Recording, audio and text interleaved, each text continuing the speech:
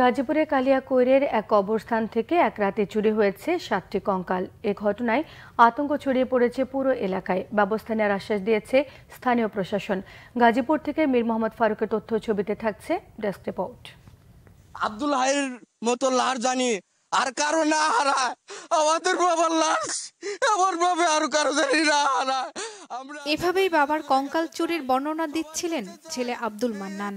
গাজীপুরের কালিয়াকৈরের ভান্নারা ধোপাচালা এলাকার জান্নাতুল বাকি কবরস্থান থেকে এক রাতেই চুরি গেছে 7টি কঙ্কাল।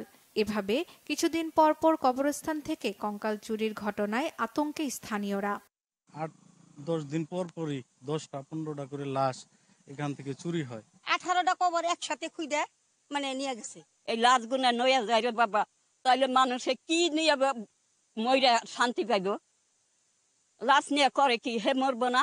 এভাবে যে লাশগুলো চুরি হয়ে যায় তাহলে মইরাও তো শান্তি পাওয়া যাইতেছে না। আর 8টা-10টা লাশ একসময় কয়েকদিন পর পর লাশ চুরি হয়ে যাইতেছে এই জায়গা থেকে। ঘটনার নিন্দা জানিয়ে আইনগত ব্যবস্থা নেয়ার আশ্বাস দিয়েছেন স্থানীয় জনপ্রতিনিধি ও ইউএনও। আমরা এটা আইনি ব্যবস্থা নেওয়ার জন্য ইতিমধ্যে আমরা পদক্ষেপ নিয়েছি, যে এটা কালিয়াকৈর থানাকে ইনফর্ম করতে, সাধারণ ডায়েরি করার জন্য, যাতে এরকম এই ভবিষ্যতে যেন এরকম কঙ্কাল চুরি না হয়। চেয়ারম্যান সাহেবের সাথে কথা হয়েছে, যারা আপনার গুরুস্থান ব্যবস্থাপনা কমিটির দায়িত্বে আছেন, তো তাদেরকে পরামর্শ প্রদান করা হয়েছে অতি দ্রুত আমাদের সংশ্লিষ্ট কালিয়াকৈর থানায় সেখানে লিখিত অবহিত করার জন্য। এ ব্যাপারে আমরা তদন্তপূর্বক পরবর্তী ব্যবস্থা করব।